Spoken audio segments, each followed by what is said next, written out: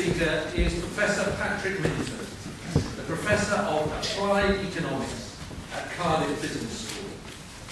He was also one of the Chancellors of the Exchequer's Six Wise Men from 1993 to 1997. Patrick has been a prolific publisher of books and articles on macroeconomic policy, including the publication The Cost of Europe. Over the last 40 years, he's been one of the country's staunchest advocates of free market economics. Ladies and gentlemen, Professor Patrick Minford.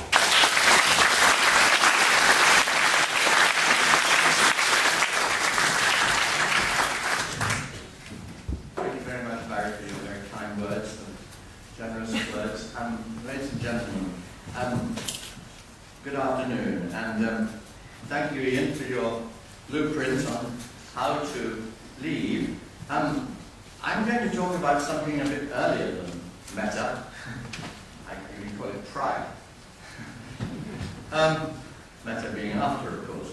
So the thing is that I think the thing I'm going to focus on is what I think is the first problem we face, which is to explain to the British people the economic and political case for leaving, and what it's going to be like outside. And this is something that is really quite a difficult thing to do, I think, because it's as we all know, when you are inside something, you cling on to nurse for fear of something worse. And so I'm going to talk about what I think has to be said to the British people, and the sort of arguments we've got to make. Now, I think that I want to start with, why is there a problem with the European Union? And if you look back at the history of the single market, it was Mrs. Thatcher who was his most enthusiastic advocate in the 1980s. And with Mr. Delors used her to push the single market hard into actuality in the European Union. And so the thing was, once she'd done it, he turned around and said, "Bon, well done, Mrs. Thatcher. Now we will have social Europe." And that's basically what we've got. We've got what I will call a socialistic Europe. Europe is a socialistic club. I won't say socialist because it's not just socialists that like it, it's also interventionists, it's paternalists, it's vested interests who have control at the moment of the levers of power. Elites, people who know best because they know best because it's going to be best in their interests. So there's, what it is a socialistic, controlling interventionist club. I just use the word socialistic. And that's the fundamental problem about Europe. It has become, through Mr. Delors' introduction of the social market and all the legislation that's brought in, on the back of the single market, which was used to bring in qualified majority voting.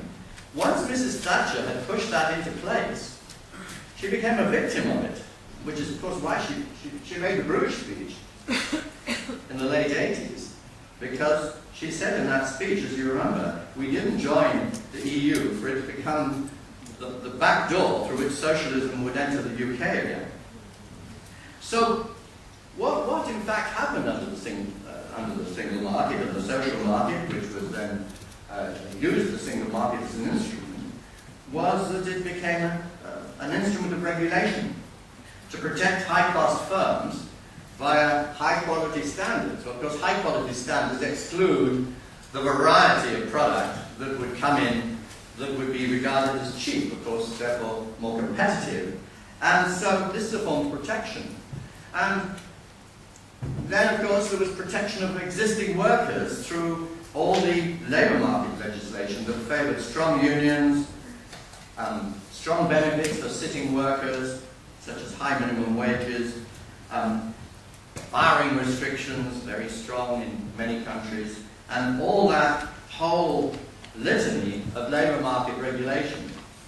And then on top of it all, instead of the single market becoming an instrument of competition in the context of a free trade in Europe, the customs union was used to protect products not via tariffs so much, but by anti-dumping duties and the threat of anti-dumping duties, with the result that now the customs union, the trade arrangements that Europe has around itself, which is of course a customs union, is highly protectionist and raise prices quite substantially inside the European Union by these instruments of protection.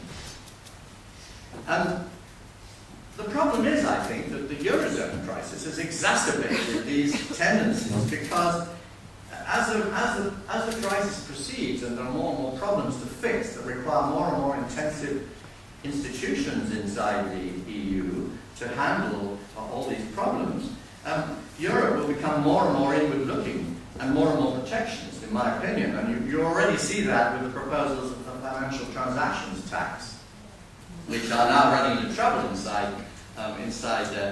with the vested interest in banking in Europe. But nevertheless, this is something that's a strong proposal and likely to go through and would be very, very damaging to us. It's another instrument of protection. So the problem is that essentially about Europe is the way it's turned out, contrary to what we thought it could become, and Mrs. Thatcher thought it could become, is that we're members of a club that really doesn't share our views as a democracy of how affairs should be organized. Basically, as a democracy, we favor, not entirely, pretty free markets. Not entirely free markets, but we think that free market activity is the best way to raise living standards of ordinary people and to ensure full employment. And we actually liberalized our markets very substantially in the 1980s because we had very, very big unemployment. And we now basically, if you abstract from the temporary effects of the crisis and the recession we're in, we've had full employment for a long time. We've also had the fastest growth in Europe. You know, among the major nations of Europe, we've had the fastest growth since those 1980s and the fastest growth of productivity. And so we've kind of seen the proof of the pudding of this liberalization that Mrs. Thatcher's government has brought in has been that our living standards have risen faster. And this has been kind of proof that our view of how to organize the economy is actually better than this statist, socialistic view. If you just look at what's happening in Europe, it's really a terrible mess economically. It's slowly, there's terrible unemployment in Europe. It's 12% and rising. In some countries it's 25%, in Spain. It's a dreadful mess. So basically we've got a very different view of how to organize the economy and our lives. And it isn't that we don't have the interests of ordinary people at heart. You know, we're not hard-hearted in our views of free markets. We think it's the best way for ordinary people to have the economy organized because it brings them employment and rising living standards. So we differ on means, but in a way that's really radical because the means that Europe is using are incredibly interventionist and contradict that whole approach. And they threaten us very substantially. And, you know, I'm not going to sort of do a great list of all the things that are wrong in terms of the costs of the European relationship, because I think Tim Condon gave you a pretty good understanding of that this morning, and I think he wrote a very good book on this. And but I just quickly mention that, you know, that apart from our high subscription and the misuse of, you know, when we got this rebate, but then we were more or less forced to spend it in all sorts of wasteful ways, and the common agricultural policy, those are kind of the obvious, well-known costs of being inside Europe. But the cost of regulation and all this gold plating of product standards and the regulation of the labour market is a massive cost to us. Over 6% of national income, maybe more. And those costs are the costs of unemployment and lack of competitiveness that are produced by by this sort of activity, pushing up our costs. And then, of course, there's the cost of the customs union itself, the protection that raises prices of goods here and diverts our industries into less efficient, diverts our resources into less efficient industries because the prices are raised on things that we're not good at producing, so we produce more of them. And we buy, of course, less of them. So those costs are, again, quite significant, probably about 3% of our national income. And that's, we're up to 10% in terms of quantifiable costs, and that's without costing in things like the drag on growth of all these institutions that we've kind of got around our legs like a ball and chain. So drag on growth, then we've got the costs of bailout, where it seemed that if you're in the European Union and there's a crisis, you get called upon to contribute. And who knows what the next crisis will be. Maybe it'll be a pensions crisis. I mean, that always seemed the most likely crisis, that people would run out of money to pay their pensioners, since across the European Union, pensions are very generous and the means to pay for them seem to be quite scarce. So again, being part of this organization, you may be called upon to contribute to foreign countries when they get into trouble. Well, these bailout costs, we didn't think about them as very serious, but of course, with the euro crisis, they've been brought to mind. And so, what we've got is a huge cost due to this different way in which Europe is organized to the way we would like. And these costs are net costs, and this is an important thing to remember, because the majority sustains these costs, but there's always a minority that benefits. And the first thing you kind of notice is that when you look at who's arguing against leaving the EU, it is that minority that's protected. This last week we had the CBI arguing that we shouldn't leave the EU. Well, the CBI represents all those protected producers. They are existing producers, and this is why, of course, it's going to be really hard to leave the EU, because we're going to have to persuade people that the CBI is just speaking up for vested interests. It's not speaking up for them, it's speaking up for the people who currently benefit from this protection, from this regulation, which stops free competition, and therefore that would undermine them, obviously. If you take away the protection, you take away the regulation, that would undermine, the big CBI members. I might remind you that in the 1980s, when Mrs. Thatcher was trying to get rid of the trade union powers, the biggest opponent was the CBI. Why was the CBI opposed? Because unions were their kind of protection against competition. The unions meant that anybody trying to come in would find themselves in trouble with unions, because they'd be undermining the jobs of existing union members. So you see that the loud voices we hear against leaving the EU are the loud voices of existing minority protected vested interests. And of course, there's lots of these firms and vested interests that are joining in the debate, as Ian said, Nissan said something the other day. And there's city firms also joining into the thing and saying, they might lose a bit of European business. Well, this is crazy, really, because the city of all places is where our comparative advantage is in one of our major industries, and they would have the least trouble of all in adjusting to a bit of loss of European business. One has to remember this. So we've got to be a bit hard-nosed with these minorities that are kind of standing in the way of the majority interest. So we would, of course, have to buy them off. Whenever you do long-term reforms, there are always transitional problems. And Ian's referred to them in the case of the car industry. I think probably the most obvious transitional arrangement would have to be for a major industry like cars, which benefits, obviously, enormously from this protection. Volume industry. I'm not talking about Jaguar Land Rover or any of those car industries, cars that are wanted all over the world because they're really great cars. I'm talking about the big mass of volume car manufacturing. There will be a free trade agreement. By the way, a free trade agreement means a non-free trade agreement. It means perpetuating for a reasonable length of time existing protectionist arrangements. I'm sure that we will have to do quite a bit of that, and Meta will do it, I'm sure, as part of the whole process of making this thing work in transition. You can't avoid helping people to adjust. Now, there's nothing wrong with that either, because it's part of the whole process of reform. You've always got to do it. And let me talk about a few of the other things, that kind of objections that you hear. You hear the objection that regulations, if we leave the EU, we'll have these EU regulations anyway, because somehow we'll have to sort of put up with them. Like, I know Norway has an agreement that it'll put up with EU regulations. Well, this is absolute nonsense, of course. The only people who need EU regulations are people who export to the EU. And that's about 10% of our economy.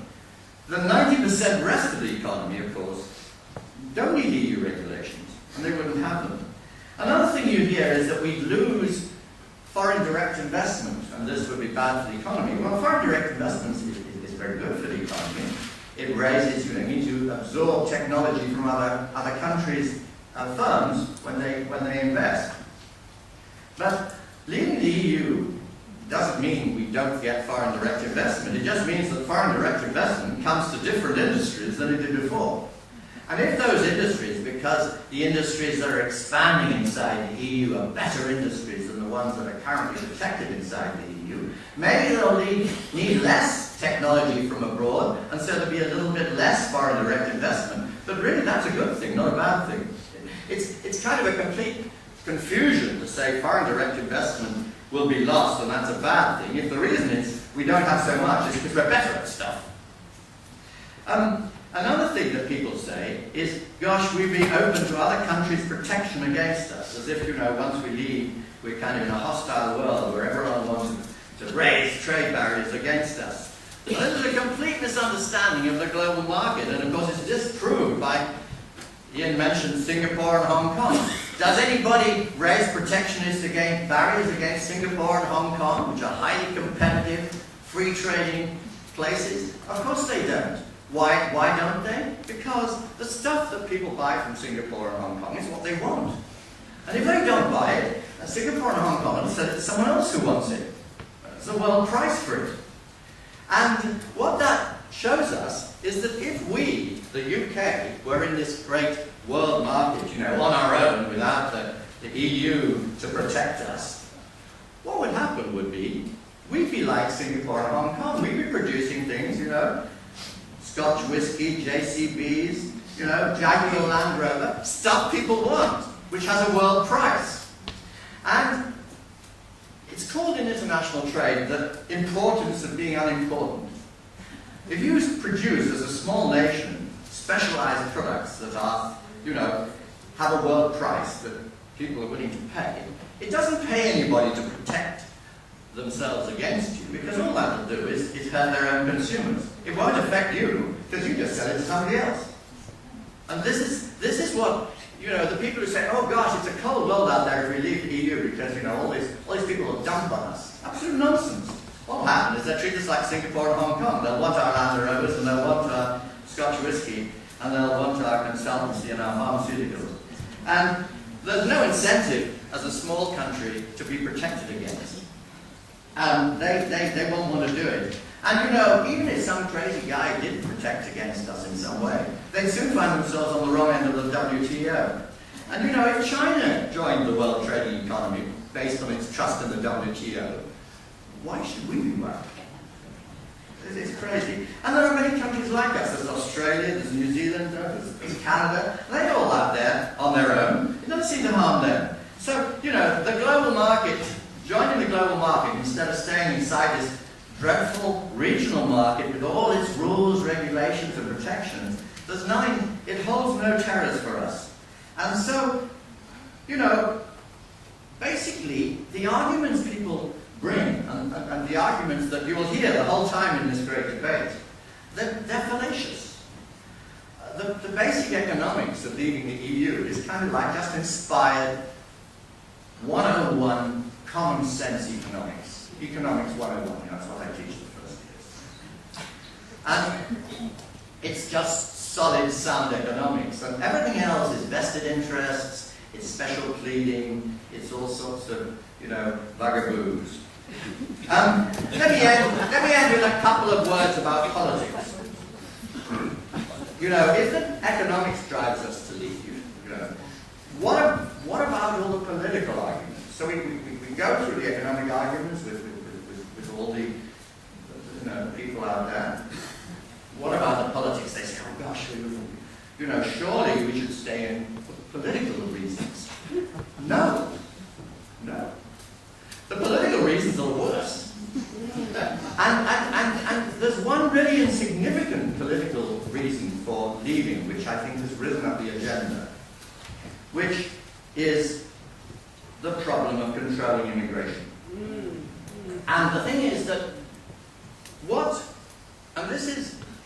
the British people are no different from anybody else in wishing to control immigration. There isn't a country on the planet that has a welfare state that doesn't control immigration, because obviously you can't just let everybody come in and enjoy your welfare state and all the rights you have that cost everybody else a lot of money, unless you either put in an entry fee or you have a control. So immigration is not about some dreadful thing, horrible thing that people dream up. It's just the basic, sensible way to deal with a modern state.